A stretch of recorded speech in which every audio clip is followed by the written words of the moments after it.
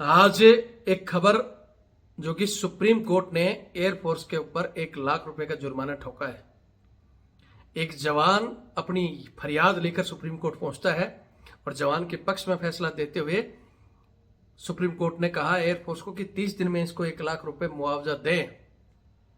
और दूसरी तरफ उन अधिकारियों को फटकार लगाई है कि क्या एयरफोर्स में जिस कड़ी में जवान ने 8 लोगों को आरोपी बनाया था, यूनियन ऑफ इंडिया, उसके बाद में air force chief, deputy chief, station commander, उनके सीओ साहब और उनके विंग कमांडर और उनके स्क्वाड्रन लीडर जिसने इस घटना को अंजाम दिया था।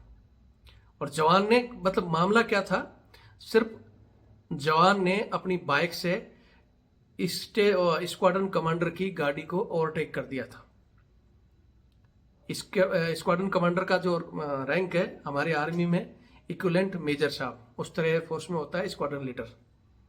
इनकी गाड़ी को ओवरटेक कर दिया तो स्क्वाड्रन लीडर साहब को लगा कि जवान मेरे से आकर निकल गया, मेरी बेइज्जती कर रहा है। उसके बाद में इन्होंने इसकी बाइक की चाबी निकाली, इसकी बाइक को उठाकर जब्त करवा दिया गया और जवान को बोला कि बदतमीजी कर रहा है, उठाकर क्वार्टर गार्ड में डाल दिया गया। और जब जवान ने इसकी कंप्लेंट की पूरे सिस्टम को, सीओ को, स्टेशन कमांडर, पूरे चैनल को थ्रू, लेकिन किसी चैनल ने इसकी बात नहीं सुनी। और सुप्रीम कोर्ट ने कहा है कि छोटा सा मामला था। जवान ने कहा कि अगर वो साहब मेरे से माफी मांग लेते तो मुझे कोर्ट तक आना नहीं पड़ता, लेकिन पूरे सिस्टम ने जवान को ही दोषी बना दिया, बल्कि 14 साल में कोई जवान की एक भी गलती नहीं थी। तो आज हम इस केस पर चर्चा करेंगे। एक चीज और कहना चाहूंगा कि हमारे भी, मेरी खुद की यूनिट में एक केस हुआ था। एक हमारा सिपाही सफारी गाड़ी लेकर आ गया था। जिस जमाने में हमारे किसी अफसर के पास इतनी बड़ी गाड़ी नहीं थी जितनी वो लेकर आ गया। और वो सिपाही जब उसको वर्किंग भेजते थे, आज भी मेरे को याद है, वो जब बोलते थे ना वर्किंग जाना है, जानबूझकर चिढ़ते हुए उसको बोलते थे घास कटिंग के लिए, झाड़ू लगाने के लिए, तो वो अपनी सफारी लेकर जाता था क्योंकि उसके भाई फॉरेन में थे, उन्होंने गिफ्ट किए थे उसको। तो उससे उसके स्क्वाड्रन कमांडर बहुत लोग चिढ़ गए थे, कुछ हमारे भी एनसीओ जेसीओ तक उससे चिढ़ते थे, लेकिन वो बंदा नहीं माना।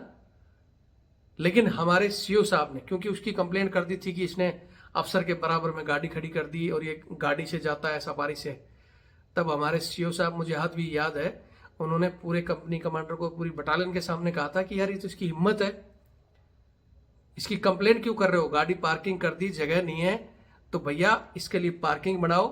और कंपनी को इस पर नाज होना चाहिए, बटालियन को नाज होना चाहिए कि एक जवान सफारी में घूम रहा है, उसका दम है। तो एक तो वह हमारे सीओ साहब थे। अगर हमारे सीओ साहब की तरह एयरफोर्स के इस सिस्टम में, जहां इनके चीफ, डिप्टी चीफ, इनके स्टेशन कमांडर, सीओ, उसके बाद में पूरा सिस्टम तक इसने शिकायत की, लेकिन किसी ने इसकी नहीं सुनी। और ये बात सुप्रीम कोर्ट में कही है कि क्या पूरा का पूरा सिस्टम ही बेकार है। इतने जूते के बाद में भी आज अगर एयरफोर्स को फर्क ना पड़े, बात एयरफोर्स की नहीं है। एयरफोर्स तो पढ़ी लिखी फौज मानी जाती है, एयरफोर्स से भी ज्यादा सेना में इससे भी ज्यादा गरिमा गिरी हुई है। आज भी जवान से कुत्ते घुमाए जा रहे हैं, आज भी जवान अफसरों के घरों में बूट पॉलिश कर रहा है, इनके बच्चों तक कपड़े धो रहा है, पोटी तक साफ कर रहा है। लेकिन मैंने आज सुबह भी एक वीडियो डाला है। अब आप एक तो वीडियो शेयर नहीं करते, अगर वीडियो को सिर्फ आप शेयर करोगे, कहीं अच्छे जगह चीजें जाएंगी तो उसका न्याय जरूर मिलता है। मैंने उसमें भी बताया है। और इस सहायक प्रथा के केस को लेकर मैं सुप्रीम कोर्ट भी गया था, लेकिन मैंने कहा था ना कि हर जगह खराब लोग भी बैठे हैं। हालांकि सेना के अंदर भी और एयरफोर्स, आर्मी, नेवी, चाहे पैरामिलिट्री फोर्स, बहुत जगह रॉयल अफसर आज भी हैं, खानदानी लोग आज भी हैं, और उन्हीं की वजह से समझ लो सिस्टम चल रहा है। नहीं तो ऐसे लिच्चड़ लोग हैं जो लूट कर खा जाएंगे और जवान को देखना पसंद नहीं करते। आज भी वो अपने आप को अंग्रेज समझते हैं और जवान को अपना गुलाम समझते हैं। लेकिन मैंने कहा था कि रॉयल खानदान के लोग भी हर जगह हैं, जो उनके खून के अंदर ये है कि वो किसी जवान के पेट पर लात नहीं मारते। जैसे मैंने सुबह वाले वीडियो में बताया है कि 17 साल सर्विस के बाद में जवान को सूखा कर बेच दिया। तो वो भी आदमी था। और एक ही मैंने उसमें किस्सा बनाया था कि एक ब्रिगेडियर साहब को मैंने कहकर, जिसके सीओ ने 7 RI की बात में बोल दिया था मेरी तरफ से डिसमिस सर्विस है, लेकिन ब्रिगेडियर साहब से मैंने बात की और उस ब्रिगेडियर साहब ने उस बंदे को बुलाया, लास्ट में 1 RI और दी और उसको बाकायदा पेंशन भेज गया। तो रॉयल्टी खत्म नहीं हुई है और उस रॉयल्टी के कारण हमारी सेना चल रही है। तो मैं चाहता हूं आप इसी चैनल रविंद्र फौजी एक्स आर्मी आरटीएफ में जाके उस वीडियो को भी शेयर करें, ताकि ऐसे लोगों को शर्म आए। और सुप्रीम कोर्ट में भी हमारा, मैंने ये भी कहा था कि सिस्टम, जो न्यायिक सिस्टम है, वो भी हर जगह ठीक नहीं है। ये तो कोई अच्छे भले जज थे जो जवान की सुन ली। ये बंदा AFT में भी गया था, उसके बाद सुप्रीम कोर्ट में गया है, सुप्रीम कोर्ट ने इसके पक्ष में दे दिया। लेकिन इसी सुप्रीम कोर्ट ने, मैं अपने सहायक प्रथा के केस को लेकर सुप्रीम कोर्ट में गया था, जहां माननीय न्यायाधीश UU ललित जी, जो मात्र 74 दिन के लिए सुप्रीम कोर्ट में चीफ ऑफ जजिस लगे थे, और उन्होंने हमारे फैसले को उठाकर फेंक दिया कि अब आप तो सेना से बाहर आ गए, अभी आपको क्या लेना है, आप अपनी याचिका या तो वापस ले लें, मैं रद्द कर दूंगा। तो मैंने बोला मैं तो वापस लूंगा नहीं। फिर उन्होंने खुद ही उस चीज को रद्द कर दिया। और मैं अभी भी कई बार कोशिश करता हूं कि ऐसी चीजों को लेकर हम दोबारा सुप्रीम कोर्ट में जाएं, क्योंकि कहीं ना कहीं एक खराब है तो कोई खानदानी अच्छा आदमी बैठा होगा। तो मैं कई बार कोशिश करता हूं ऐसे मामलों को हम दोबारा डालेंगे। लेकिन वही बात है, ऐसे मामलों के लिए जब हम कहते हैं कि भाई तन मन धन से हमारा सपोर्ट करो, क्यों रविंद्र फौजी भी टाटा बिरला नहीं है, तब वह तन मन धन का नाम सुनते ही वीडियो यहीं से छोड़ देते। मतलब रविंद्र फौजी खुद करे तो जय हिंद, या ये बंदा सत्य प्रकाश वहां पहुंच गया तो जय हिंद। लेकिन कम से कम इनको न्याय मिल गया, मुआवजा मिल गया।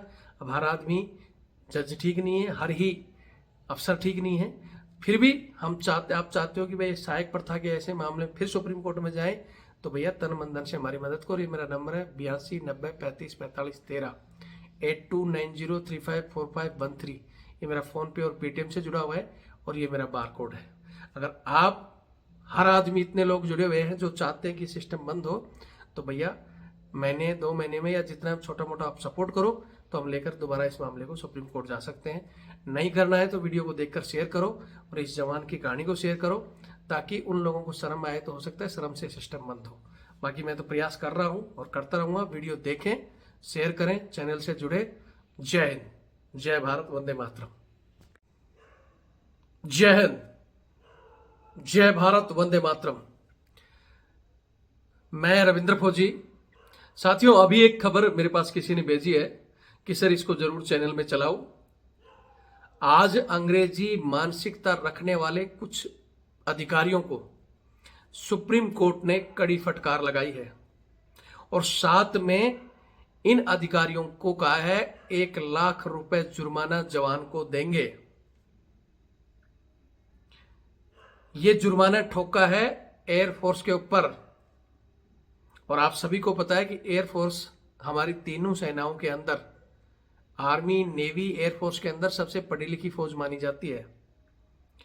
और एयरफोर्स ने जो ये किया था, छोटा सा ही था, कोई बड़ी गलती भी नहीं थी।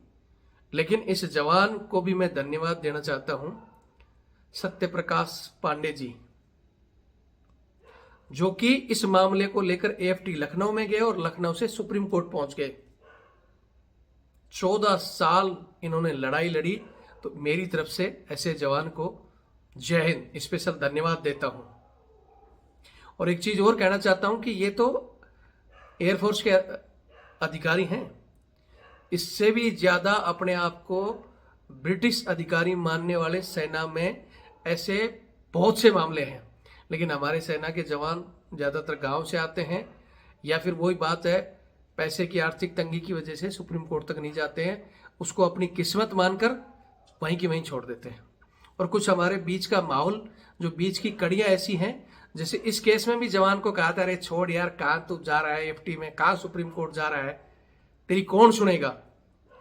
लेकिन अगर आप सत्य के राह पर हो तो सुनने वाला कहीं ना कहीं कोई ना कोई बैठा है और आपको पूरा न्याय मिलता है, जैसे आज इस जवान को मिला है। मैं फिर कह रहा हूं कि इस तरह के आज भी सेना, पैरामिलिट्री फोर्स या पुलिस फोर्स, इसमें ऐसे अधिकारी आज भी अपने आप को, क्यों, अंग्रेज तो चले गए, लेकिन ये काले अंग्रेज आज भी अपने आप को अंग्रेज समझते हैं और जवानों को अपना गुलाम समझते हैं।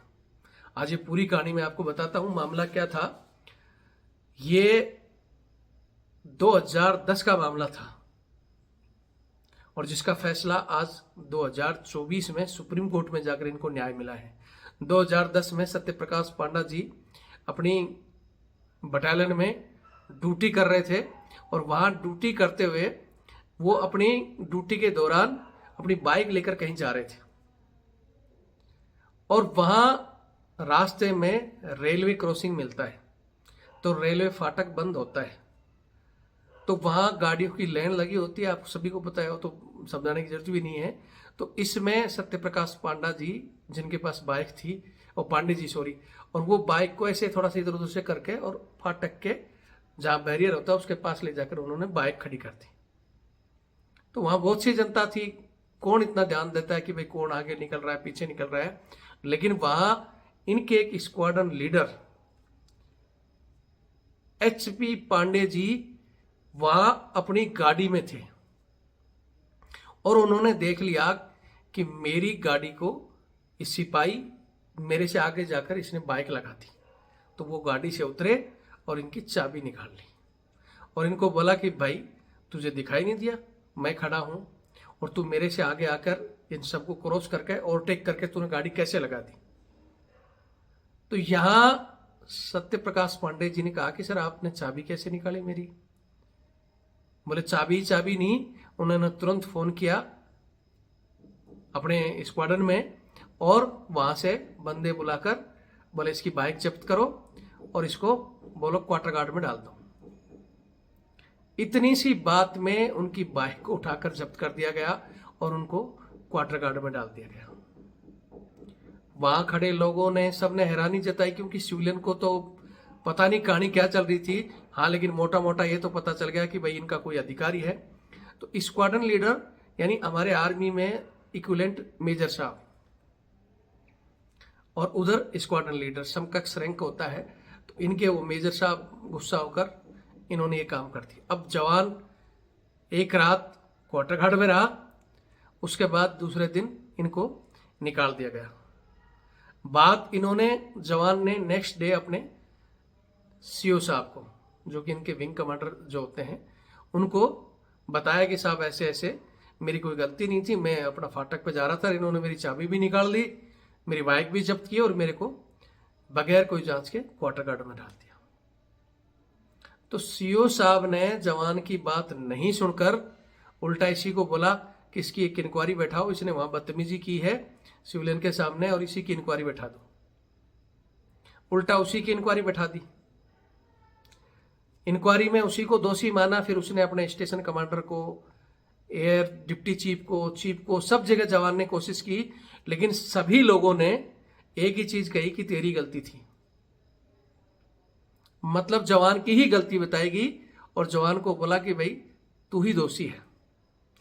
14 साल की जवान की तब तक सर्विस हो गई थी और कोई भी जवान के ऊपर लेस मात्र का भी कोई पनिशमेंट नहीं थी, लेकिन पूरा सिस्टम, क्योंकि अंग्रेजी सिस्टम है, अंग्रेजी कानून है, किसी ने इसकी नहीं सुनी। जब इसकी किसी ने नहीं सुनी तो हार थक कर इसने AFT लखनऊ में केस डाला। तब तक इसको टॉर्चर करते रहे, परेशान करते रहे, जांच के नाम पर इधर उधर घुमाते रहे, क्योंकि ये ऊपर चिट्ठी, पता ही है सेना में या कहीं भी डिपार्टमेंट में किसी अधिकारी के खिलाफ आप चिट्ठी डाल दो या ऊपर से कंप्लेंट आती है तो बोलेंगे ठीक है दोबारा जांच करो, दोबारा जांच होगी, लेकिन फिर उसी को लट दे देंगे कि साला ने ऊपर चिट्ठी क्यों डाली। और ऊपर वाला अधिकारी बोलेगा हाँ ठीक है जांच हो रही है, लेकिन उधर से पिन भी मार देगा कि आज ये यहाँ आ रहा है, खींचो इसको। तो इस तरह पूरा सिस्टम आप सभी को पता है कि कितना घटिया सिस्टम आज भी सेना, पैरामिलिट्री फोर्स, चाहे पुलिस फोर्स, जवानों का हर जगह यही हाल है। लेकिन जवान ने हार नहीं मानी, AFT में गया। हालांकि AFT लखनऊ ने जवान के पक्ष में फैसला दिया कि भाई ये छोटी सी चीज थी, जवान ओवरटेक कर गया और इस चीज पर आपको पनिशमेंट नहीं देनी थी, इसको क्वार्टर गार्ड में नहीं डालना चाहिए था। और उन्होंने उल्टा ये कहा कि भाई इससे जो गलती हुई है इसको आप अपने लेवल पर सुधार लो।